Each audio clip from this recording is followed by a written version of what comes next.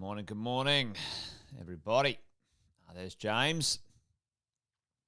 Morning, James. How are you, mate? A few people jumping on now. Morning, everyone, to another Wealth Coffee Chat.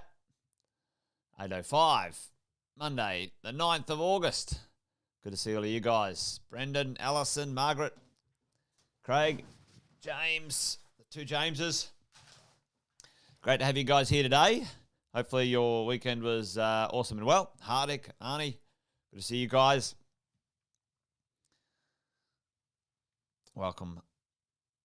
Good morning, Sharon. Morning, Mama B. Good to see you, Jay, Ashley, Graham. There's the crew in the house. Great to see you guys. Hey, listen, today I wanted to have a bit of a chat about a little bit of this jargon in and around finance. Offset accounts, redraw facilities, buffers, splits in loans, etc. And maybe we'll have a bit of a yarn about that as we roll. But before we get too far into it, good morning. My name's Jason Whitten. And for those who don't know me, I've been property investing over 20 years. Been coaching property investors since 2003. With my compadre Sammy Saggers across Australia and New Zealand.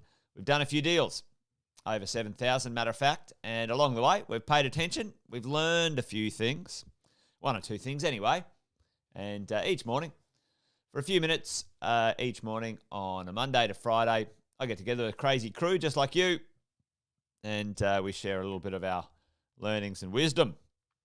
I'm a big fan of education. It's helped me for many years. I've been self-learning for over 20 years, investing in that, and along the way, if I can share a little bit of knowledge and it can help you, then that's the point of this podcast. Morning Wealth Coffee Chats with the crew who've joined our coaching program, and for some of those who are yet to join, hopefully you can consider us if you do require some coaching or some mentoring. But there you go. So good morning, game. Good morning. Gang, team, all in one word, gang. There we go. Let's dive into it this morning. Let's dive into this stuff when we're talking about the idea of an offset. All right. I don't know if there's two F's in offset. Is there? Offset? Must be. Looks a bit strange to me. Offset, redraw. Let's talk about those two first, offset and redraw, okay?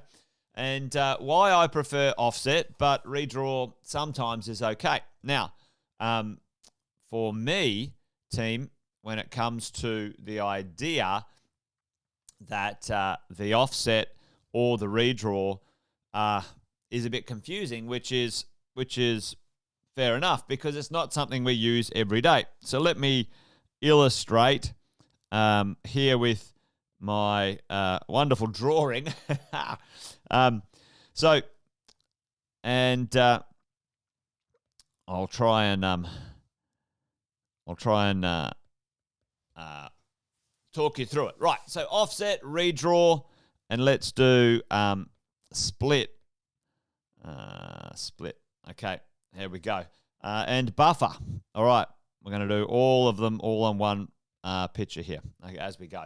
So offset, redraw, and split and buffer.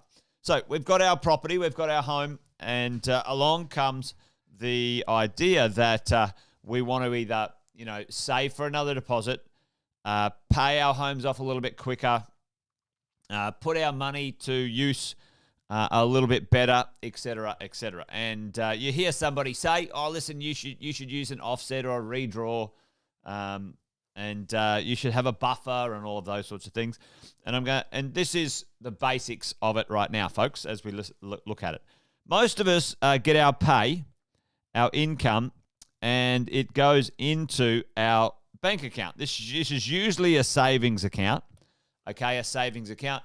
I call it a losings account because at the end of the day, there's no value in that account. Let's say you've got $10,000 in your savings account, and you keep that there as your money to buy and live on and so on.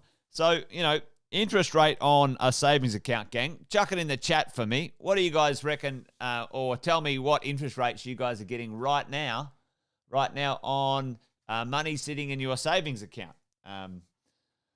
For many people, I can tell you right now, the interest rate is about zero. Nothing. Okay? But tell me, is there anyone in a savings account, a trading account, less than 1%? Dead right, James. Rodney's getting 1.7. Now, Rodney, is that a savings account, which means you've got a card attached to it in and out? Or is that a deposit account where you've locked it away as you go? Probably something different to that, but depending on where you are, there you go. So, bugger all. Yeah. Let's just be generous. Let's just be generous and say 1% if you're lucky. 1% if you're lucky. If you're lucky, probably if you're lucky. Now, over here, the interest rate on a home loan, you can get 2% to 3%, but I'm going to put it over here at 3%, just for illustration's sake. So you've got $10,000 here. You've got a $400,000 loan over here at 3% interest. When you set up your loans and lending properly, what you can do is you can attach your savings account in the right circumstances and have it offset this loan here. So if you attach it in the right way, you've got it set up properly. It's not paying the loan off, it's offsetting it. That's hence the word offset, obviously. And at the moment, if that $10,000 is sitting there and that savings account now is offsetting your loan, the interest now will be calculated at $390, not $400. And team, gang, did you know that interest is calculated daily? Okay, so every cent you've got in that offset account, you're at least saving some interest. And that little bit of saving of interest goes and builds up in that account for you. Okay, so hopefully that makes sense. It's not very complicated, but many people get them a little confused. Okay, right. So we've had a look at offset. Happy days. All right. Any questions on offset? Chuck them in the chat, gang. Now, let's talk about redraw. Redraw. Okay. I'm gonna have to make a bit more room in here for my illustration. All right. Give me a second. So let's call this. We've got a $400K mortgage. I'm going to put that on the side. That's a $400K mortgage. And if you had the money in offset, then you would have it at $390. That's what the interest is being charged, and you'll save yourself some money. Everyone's cool with that, right? Next, redraw. Redraw. If you make an extra payment, over and above your regular mortgage, good morning, my love. There she is. If you make an extra payment, so let's say you've got a spare $1,000 this month, and instead of putting it in the offset account, you can make an extra payment. And if it's set up properly, it can sit in what's deemed a redraw facility. So it's actually a payment. It's made on the loan. So it sits in the loan itself, not in your savings account. So the extra $1,000. So if you made that extra payment, let's call it you had a little windfall, a bonus, and you put in $10,000 into the redraw facility, it would now effectively be the same interest outcome. Okay, depends. And what you have to do is you have to make sure you understand whether the payments are fixed that you make weekly, fortnightly, or monthly to the lender, or whether you are you've got a variable payment which adjusts depending on the amount owing. Okay, so you've got to understand that as well. So an extra payment goes in, there it is. It's sitting on the loan now, not in your savings account. Now, stick with me. Follow through on this, because there's some important things you got to know about the difference between the two in a minute, gang. Okay, so I want you guys to understand this because it's important. It can get people stuck. Okay, right. A split.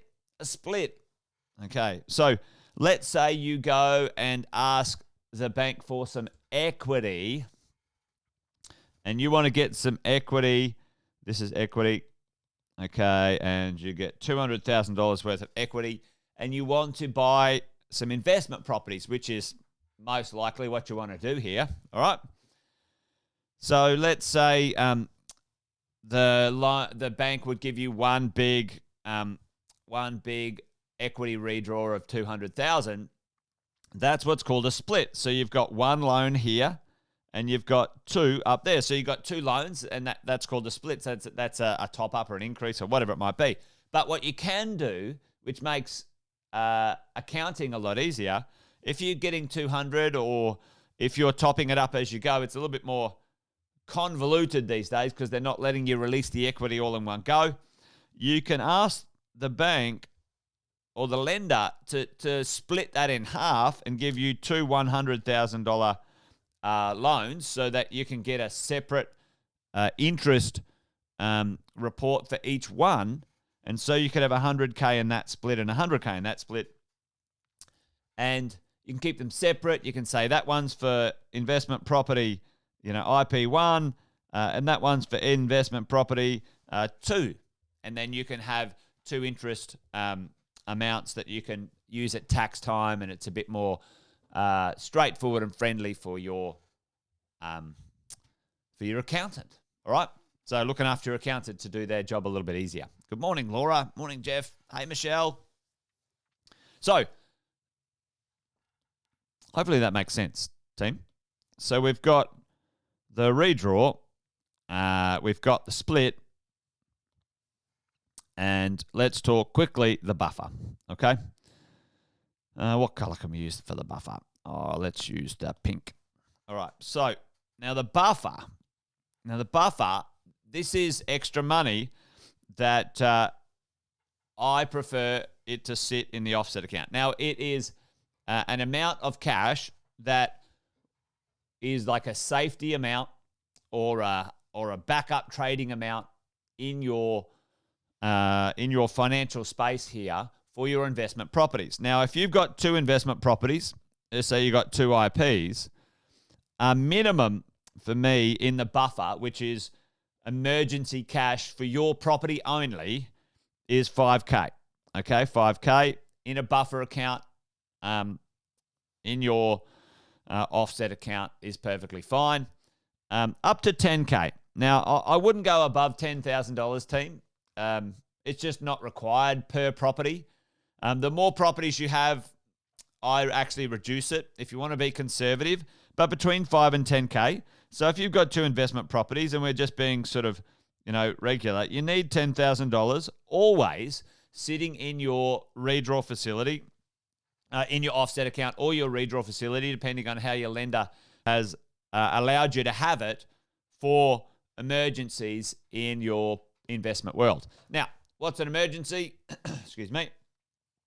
An extended vacancy.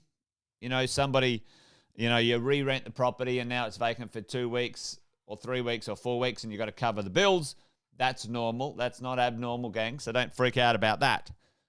Another thing, let's say the stove breaks or the hot water system breaks. You got to replace it immediately. So you got to pay for it straight away.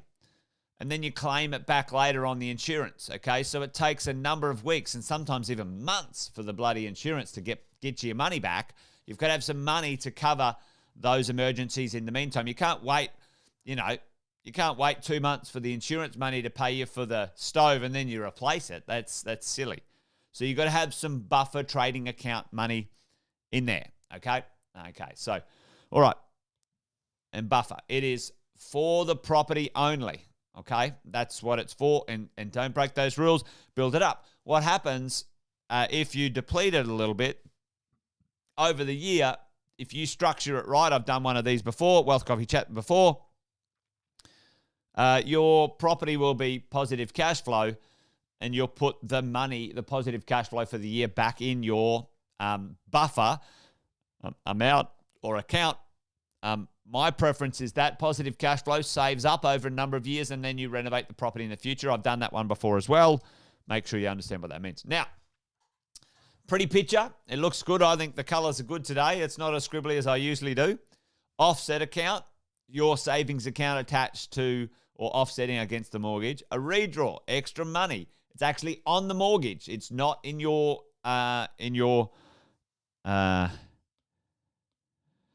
personal account. Now, listen up. This is important. This one's really important.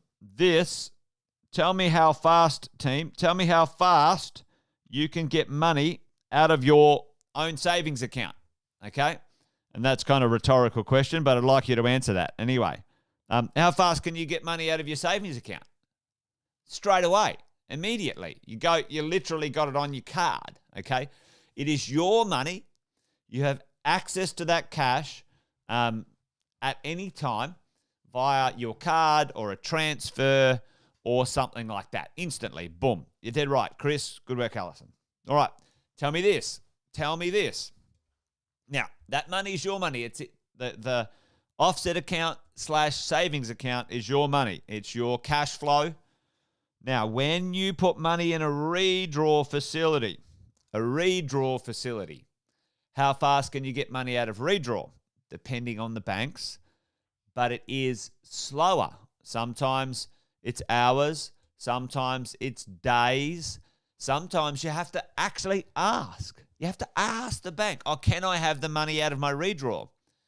Now, for me, that's not acceptable if you can get an offset account attached to the mortgage that you have, okay? And team gang, offset account, usually just attach it to your own home because that's the safest and best place for it. You don't need an offset account on investment properties per se, unless you don't have a owner-occupier mortgage, and then yes, you can put one in on a investment property and offset if you want to. So you're following along? The best place to keep your cash is in your offset because you have access to that cash instantly. If you put it in the redraw, it may take you days. And I don't know if you guys noticed, but what happened in COVID, a few banks decided that they would stop people having access to their redraw accounts because they didn't want people using them, okay, because you'd made extra payments. But they got in trouble for that, thankfully, and they had to reverse out of that. But team, those payments are not yours anymore. They have been given to the bank. They are in charge of the cash, not you at that point in time. Number one rule in financial safety, control the cash. All right? Control the cash, team. Cash control is vitally important. Well, I mean, there you go. I hope that made sense, team. Hopefully that made sense this morning. Offset, redraw, splits, buffers. They're a bit confusing, but it's important to understand how to use them, when to use them, where to use them, etc., etc. And the more you get comfortable and understand and refine this cash management, cash in a safe. Well, I probably wouldn't put my cash in a safe, Michelle, but, anyway, sometimes you might need a couple of bucks, under the pillow just in case. You never know what your lifestyle is like as you go. And Alison, yeah, that's the next level as well. You can use, interest-free credit cards, like 30-day interest-free credit cards, gang, and you can extend that time that money's sitting in the offset account, which is great. But if you're not very disciplined, team, I wouldn't use credit cards. But if you've got some good discipline, then perfectly fine. $1,000 credit card that gets swept every 30 or 40 days as an automatic payment is another way to extend the amount of money that sits in the offset account, and it can accelerate, which is good. That's great. Jared asked, does PAYG work better with an offset account? Yes, It does, Jared. Just so you guys know, if you're, a small business owner and, you've got some spare working capital in your business account, maybe that can sit in your offset account. Wink, wink, nudge, nudge. All right. That's not advice, by the way, but I know a lot of people who might do that. There you go. Tax return done, buffer sorted. That's perfect, Jeff. Absolutely. The tax return, the tax money back. It's not your money, guys. All right, that brings up a good point. I'll talk about that maybe one time. The money that you get back, the tax money, is not yours. It's the property's money, team. Okay, give it to the property, sit it there, etc., etc. Pay less interest on your PPR. Yes, absolutely, Hardik. That's the way. Place your GST in your offset account. Absolutely, Jared. Perfect, mate. Perfect. Sit it in there. Any spare cash that you can put in there, team, that's absolutely perfect. So you guys are getting it. I love it. Every cent you've got, team. If you save $1 on interest, that's amazing. That's perfect. Like that compounding effect. That's the thing. That's the thing. If you have that attitude, get that money in the offset account, keep it there as long as possible. Check on your buffers. It's all of those little extra bits that build up over time and really gives you that, that muscle, that discipline to manage this stuff well. So there you go. Does it cost much to change your loan from redraw to offset? Mitchell, good question. It shouldn't. And if you run into trouble there or you don't know who to ask, reach out to your coach or your finance specialist. They'll be able to talk you through that. If you're set up really badly right now and it'll only cost you because someone did the wrong thing to begin with you, okay? And that's probably not the right language. But, mate, reach out if you need some help with that. It should not cost you. Matter of fact, depending on where you are, it should save you and you should be able to do it fairly easily. So, and if the lender doesn't want to help you, then leave them. All right, put your money into lenders who support you, not hold you back. That's my number one lesson for you guys when it comes to lending. Put your money where your morals are. Put your money where your values are. If they treat you badly and don't give you what you need, then leave. Don't stay there, okay? Anyway, I think I better stop rabbiting on because we've had a good long chat this morning. Hopefully that was useful, gang. Wealth Coffee Chat done and dusted for Monday, 9th of August. Join me tomorrow, team, for another Wealth Coffee Chat, around about the same time, around about 8:05, I think is the number that I'm really landing on to get myself organised and ready. You guys stay well and stay safe wherever you are. And until then, bye for now. Take care.